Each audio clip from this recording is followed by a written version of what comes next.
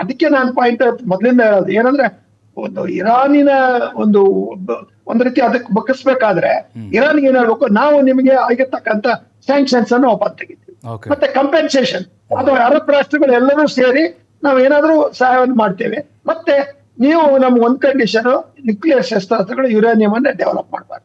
So ಈ ರೀತಿಯ ಕೆಲವು ಹಾರ್ಡ್ ನೆಗೋಷಿಯೇಷನ್ ಪಾಯಿಂಟ್ಸ್ ಇಟ್ಕೊಂಡ್ರೆ ಸಾಧ್ಯ. ಇಲ್ಲದೆ ಹೋದ್ರೆ ಸುಮ್ನೆ ಅವ್ರು ಭೇಟಿ ಮಾಡೋದು, ಅವರು 78 ಜನ ಇದ್ದಾರೆ ಇರಾನಿಯನ್ ಡೆಲಿಗೇಷನ್. ಸೊ ಪ್ರತಿಯೊಬ್ರು ಎಕ್ಸ್ಪರ್ಟ್ ಇದ್ದಾರೆ, ಹೇಳ್ದಂಗೆ ಅಲ್ಲೂ ಡಿಸೆಂಟ್ರಲೈಸ್ಡ್ ಕೈಂಡ್ ಆಫ್ ಸಜೆಷನ್ಸ್ ಕೊಡೋರಿದ್ದಾರೆ. ಆಮೇಲೆ ವಾಪಸ್ ತಗೊಂಡಾಗ ಅದನ್ನ ಒಪ್ಸೋದು. ಅಮೆರಿಕದ ಗುಪ್ತಚರ ಇಲಾಖೆಯವರು ಹೇಳಿದ್ದಾರೆ, ಈ ಪಾಕ್ ಸೇನಾದ ಮುಖ್ಯಸ್ಥ ಇದಾರಲ್ಲ ಆಸಿಮ್ ಮುನೀರ್, ಅವ್ರು ನಂಬೇಡಿ, ನಮ್ಗೆ ಯಾವತ್ತಿದ್ರು ಕೂಡ ಅವ್ರ ಅಪಾಯ ಅಂತ. ಮತ್ತೆ ಹಾಗಿದ್ರು ಕೂಡ ಯಾಕೆ ಈಗ ಪಾಕಿಸ್ತಾನವನ್ನು ನೆಚ್ಕೊಂಡಿದೆ ಅಮೆರಿಕ ಅಂತಿಲ್ಲಿ ಲಾಭಕ್ಕೋಸ್ಕರ ಹೆಂಗೆ? ಇಲ್ಲ, Munir is darling of Trump, ಅದ್ರಲ್ಲಿ ಏನ್ ಸಂಶಯ ಇಲ್ಲ.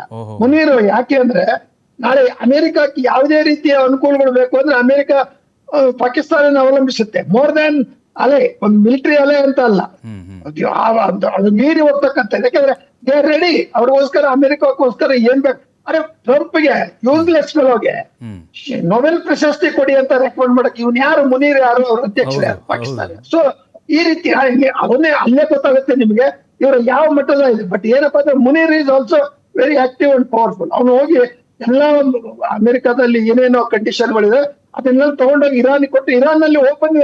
ಸೊ ಅದರಿಂದ ಇರಾನ್ ಅನ್ನು ಮುನೀರ್ಗೆ ಬೆಲೆ ಕೊಟ್ಟ. ಮುನೀರ್ ಬೆಲೆ ಅಂದ್ರೆ Pakistan is a field marshal. ಯಾಕಂದ್ರೆ ವಾರ್ ಟ್ಯಾಕ್ಟಿಕ್ಸ್ ಇವರೆಲ್ಲರಿಗಿಂತ ಚೆನ್ನಾಗಿ ಗೊತ್ತು. She is an expert.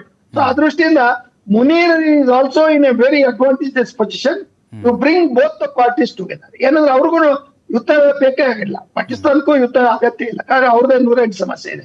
So ಈ ಸನ್ನಿವೇಶದಲ್ಲಿ ಮುನೀರನ್ನ ಇವರು ಇಟ್ಕೊಂಡಿರ್ತಕ್ಕಂಥದ್ದು ಒಂದ್ ರೀತಿಯಲ್ಲಿ ಇಸ್ರೇಲ್ ಮೇಲೆ ಒತ್ತಡ ಇರ್ಲಿಕ್ಕೆ ಅಂತ. ಕಾರಣ ಏನು, Munir and Israel they don't go together. Pakistan is not for Israel, but Israel is against Islamic countries, specially Iran. So ಈ ಒಂದು ಕಾಂಪ್ಲಿಕೇಟೆಡ್ ಜಿಯೋಪೊಲಿಟಿಕಲ್ ಡೈಮೆನ್ಷನ್ ಅಲ್ಲಿ ನೋಡಿದ್ರೆ ಅಮೆರಿಕ ಇವತ್ತು ಪಾಕಿಸ್ತಾನವನ್ನ ಮಧ್ಯಸ್ಥಿಗೆ ಕಳಿಸಿರ್ತಕ್ಕಂಥದ್ದು ಉದ್ದೇಶಪೂರ್ವಕವಾಗಿ ಕಳಿಸಿದೆ.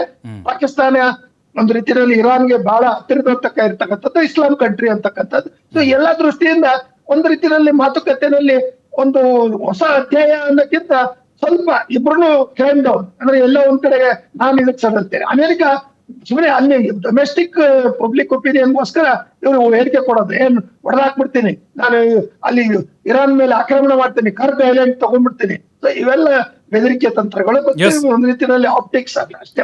ಓಕೆ ಪುರಾಣಿಕ್ ಸರ್, ಮತ್ತೆ ಬರ್ತೀನಿ. ಬ್ರೇಕ್ ಸಮಯ ಆಗಿದೆ, ವಾಪಸ್ ಬೇಗ ಬಂದ್ಬಿಡ್ತೀನಿ.